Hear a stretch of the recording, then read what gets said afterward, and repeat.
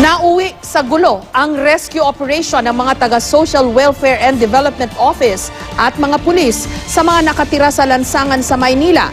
Marami kasi sa kanilang pumalag at nagmatigas. May report si Isay Reyes.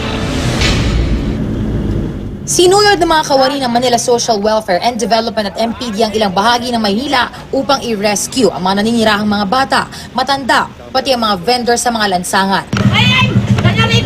Ang problema, galit ang isinalubong sa kanila ng mga nais nilang tulungan. Sa service road pa lang ng Rojas Boulevard, kabi-kabila ang pagpalag ng mga gusto sana nilang isama. Hindi naman daw sila permanenteng nasa lansangan.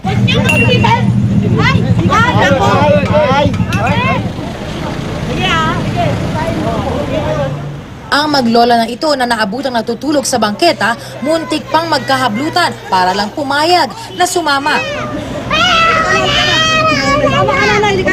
Umabot pa sa punto na hindi napigilang magbanta ng vendor na ito na maglabas ng kutsilyo. Huwag po kayo magpakamatay. Hindi po ubra yan. Bakit po kanyang kayo? Ubra magpakamatay. Sumama lang kayo.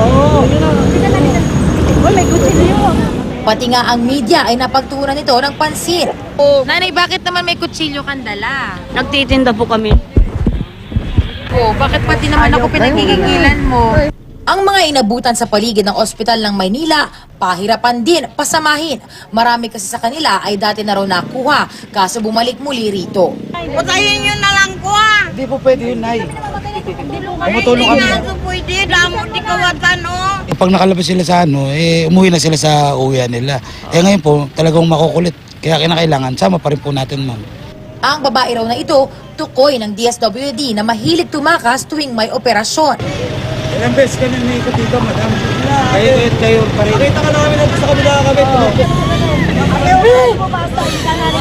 Sa kabila ng pagmamatigas, 39 ang na-rescue at dinala sa DSWD rack. At kahit daw pabalik-balik lang ang marami sa mga ito, hindi raw titigil ang social workers. Yung iba kasi, sir, to be honest, no, talagang mas gusto nilang nasa kalye. Same faces, same people yung nakukuha namin sa kalye na dapat wala na sila sa kalye kasi nga binigyan na ng programa ng DSWD. Ilang patalim din ang kanilang nasamsam kagabi, kaya't minsan hindi raw talaga maiwasan na magkasakitan. Talagang nagkakaroon ng resistance. Akala kasi nila, hinuhuli sila. Ang term na ginagamit sa kanila, huli. Ang term na ginagamit namin is rescue. So sinasagip natin sila. Araw-araw na raw ginagawa ang ganitong mga rescue operation sa Kalakhang, Maynila. Ang ibang napatunayang walang matutuluyang bahay ay itinurn over sa Boys Town at sa Josefa Abella Center. Isay Reyes, GMA News.